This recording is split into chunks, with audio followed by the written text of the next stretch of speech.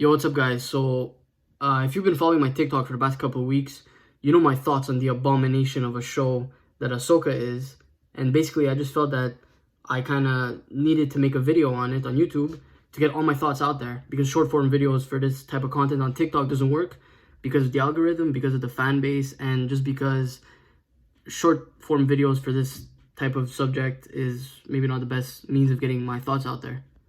So I'm going to start this video by saying Ahsoka shouldn't even be alive and the show shouldn't exist.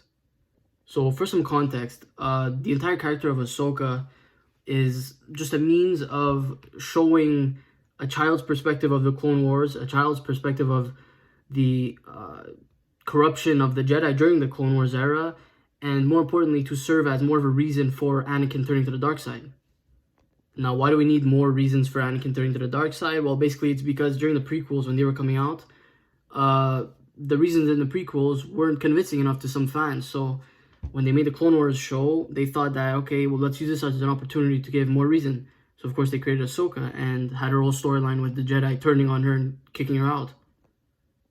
Her inevitable fate lied in the hands of Anakin Skywalker or Darth Vader, her former apprentice, killing her, just like he killed all the other Jedi. This was done to further impose the tragedy of Anakin Skywalker, which proves that Ahsoka was always supposed to die. You would always tell me theories of how Ahsoka would die. And I remember, seriously, I kid you not, it's like after the first season. Pretty funny. And it's after the first season, and he's like, hey, come here. So let me tell you, I came up with the storyline of how Ahsoka dies. And he tells me, and I'm like... At the time it was Darth Vader, because that one was really cool. Well, not... I mean, you gotta admit, that would have been gripping television. Do you remember, actually, that one time... No, I don't know this one. It was... Probably not worth sharing. It was... That being said, Dave Filoni choosing to keep her alive in Rebels caused a massive conundrum for the Disney Star Wars timeline. This problem resulted in them having no clear way and no clear sense of direction to go with this character, and being forced to complete her character arc, or her shitty character arc, in her 50s during the prime of another famous Jedi and another much more powerful Jedi. Now, the reason her being alive and her taking front center of Star Wars during this time period doesn't work is because realistically she wasn't even supposed to have such a big role in the Star Wars universe. Again, like I said before, her role was to merely support the decision for Anakin turning to the dark side. You know, her growing an attachment with Anakin and vice versa, her getting kicked out of the Order falsely, and Anakin realizing, oh shit, the Jedi are corrupt. And honestly, Dave Filoni's excessive use of Ahsoka in the modern timeline of Disney Star Wars stuff is one of the most narcissistical things I've ever seen in entertainment. Not to mention, Dave Filoni's been trying so hard to make her the face of the brand, which is something that Disney will obviously love because it fits perfectly with their diversity and inclusion quota that they've been trying to force down our throats since The Force Awakens back in 2015. Dave Filoni and Disney both know that continuing Ahsoka's story during this time period just won't work because of all the other characters out there in the universe who need their story to be continued, just like Luke and his entire gang. So what do? What were you upset about earlier? I don't know. I don't remember. Me neither, but this is amazing! That's right. Here comes in old reliable key jangling, of course, to distract you from the shitty plot and the shitty character writing with cameos, dead characters, and characters from the shitty animated show Rebels.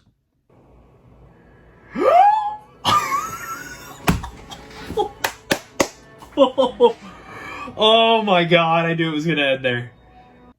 To them, this is the ultimate distraction for the massive mistake Dave Filoni made by letting Ahsoka live because of his massive ego and hard-on for that character. So what do we get? Well, we get live-action Clone Wars stuff. We get to see Anakin Skywalker again telling the most vague message to Ahsoka about continuing to live on when she was never about to die, and us as the audience know she's not going to die because of, again, the massive hard-on Disney and Dave Filoni has on her. So let's start with Anakin's cameo. Basically, his cameo or his time during the World Between Worlds where he was speaking with Ahsoka was used to portray the fact that Ahsoka's been acting weird this whole time and she hasn't been acting like herself because she can't get over the fact that her master turned to the dark side. So what does she have to do? She has to confront him to be whole again. Okay, great, but here lies the real problem with that. So when the episode came out, no one seemed to agree with each other for what Anakin was really trying to say and the message he was trying to get across to Ahsoka, because everything was left so incredibly vague. The things he told her weren't very complex, weren't very ambiguous, and it wasn't really left to your interpretation and what it meant to you. It just made no fucking sense at all, and again was very, very vague. What he was telling her about continuing to live on had made no sense with her situation. She wasn't dying. She never mentioned or expressed any depression about Anakin turning to the dark side prior in the show. She had never mentioned that in Book of Boba Fett or in Mandalorian. There wasn't really any personal interpretation that the viewer could have on what Anakin was telling Ahsoka. It was just very vague and very bare bones and tried to sound complex, but in reality made no fucking sense with the situation Ahsoka's in. So to these retards on TikTok who don't know anything, to them it was like, oh my god, he's saying this because it means that. When in reality, it's nonsense. Nonsense with no depth. So while on the topic of Anakin Skywalker and his cameo being the loudest of the key jangles, I'm actually gonna have to give Disney some props here because they included this incredibly cringy edit of Anakin Skywalker / Darth Vader that they knew the TikTok fans would obsess over and eat up like it's the last fucking meal of their lives. It's like I said, they know exactly who the audience is now. They know it's TikTok kids who like edits of anything. So it's just more key jangling, distracting you from the shitty plot that makes no sense, with cameos and things they know you'll like, because they have you by the neck. They know exactly what you want. They know exactly what will trend in your shitty little community. They know how you'll react. They know the reactions they'll get from everyone, and that's why they included it. Now, onto the live-action Clone Wars scenes that are relevant for maybe 5 minutes of episode 5, I believe. And I'm just going to summarize it. Those scenes, or that one specific scene, was used just for that. For having a live-action Clone Wars scene. That's it. Doesn't serve any other purpose. Of course, the Disney Star Wars fans loved it so much to the point where they started spewing nonsense about wanting a live-action Clone Wars show, without even knowing that by saying that, you're discrediting the Clone Wars animated show. Are you saying you would respect the Clone Wars animated show if it was in live action? Your oh so beloved show that's perfect is suddenly imperfect because it's not live action? You're outright admitting to not respecting the Clone Wars because it's animated. You absolute fucking morons. Without even knowing it. Anyways, an episode or two later, we get to see Disney's bastardized version of Grand Admiral Thrawn, or Fat Thrawn for this case, who's seemingly been living on the same planet as Ezra for 10 years now, and hasn't killed him, and they haven't gone at each other's necks. Don't you think these two would have at least tried to kill each other once? But oh shit, it doesn't matter. Let's just use the cameos of Ezra and Thrawn to distract you from the fact that them not killing each other didn't happen. Now, speaking of the Rebel characters, I just wanted to mention something about the emotional sequence we were supposed to see when Ezra was reuniting with Sabine, which ended up being everything but emotional. This is the case because Dave Filoni does not know how to write characters and does not know how to write their relationships, and in the case of Anakin and Ahsoka, does not know how to expand existing relationships, as seen in the World Between Worlds scene. Instead, what he knows how to do is make cool edits to distract you because, oh shit, you're distracted, you get what I'm trying to say.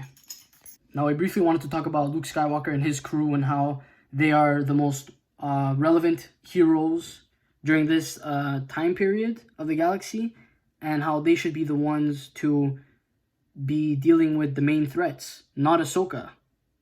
Disney and Dave Filoni know this, but they also know that they gotta tie up loose ends with Ahsoka because they decided to let her live.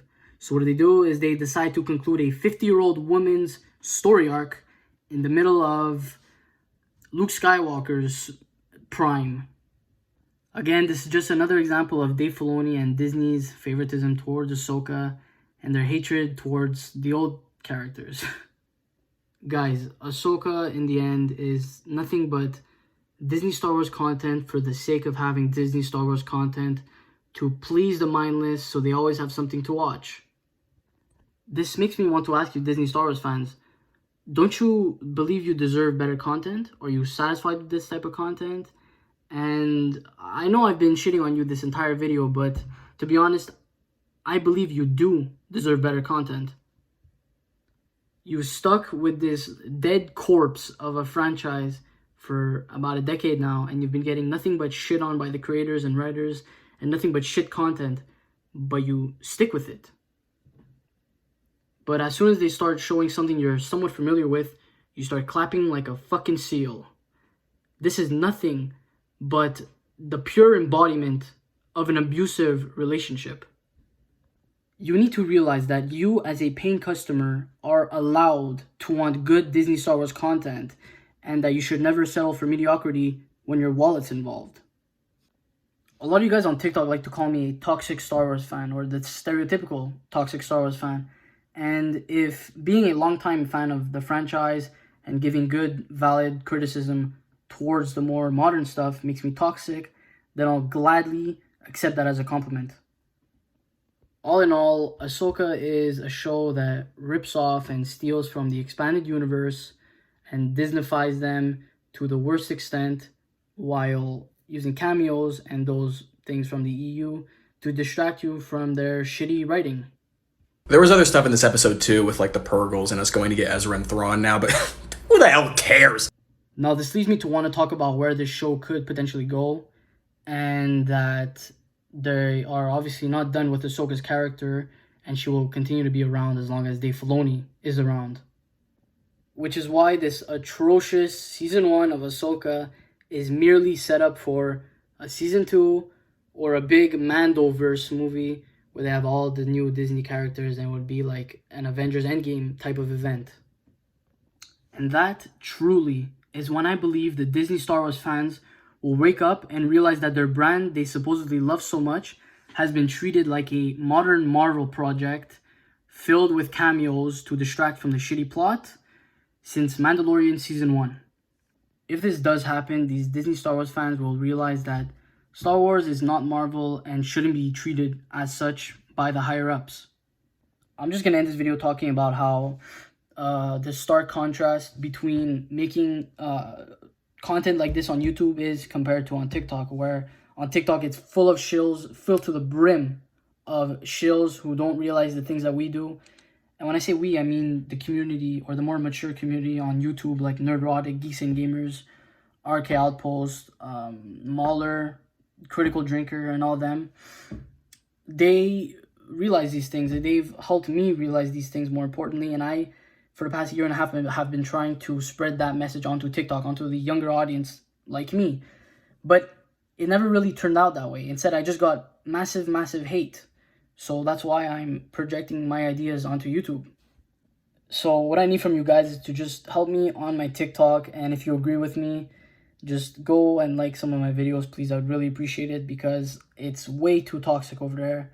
And I know that I understand TikTok, and I want to just defy that and still want to put out this type of content on there, even though I get a bunch of hate. But I'm going to need some support, because sometimes, or most of the time, it feels like I'm alone over there making this type of content. Also, go watch Mauler and Robot Head's video on YouTube about Ahsoka, as they basically have been saying the things I've been talking about for a month now about Ahsoka on TikTok. And it's very nice to see that there's people out there with same opinions. Thank you.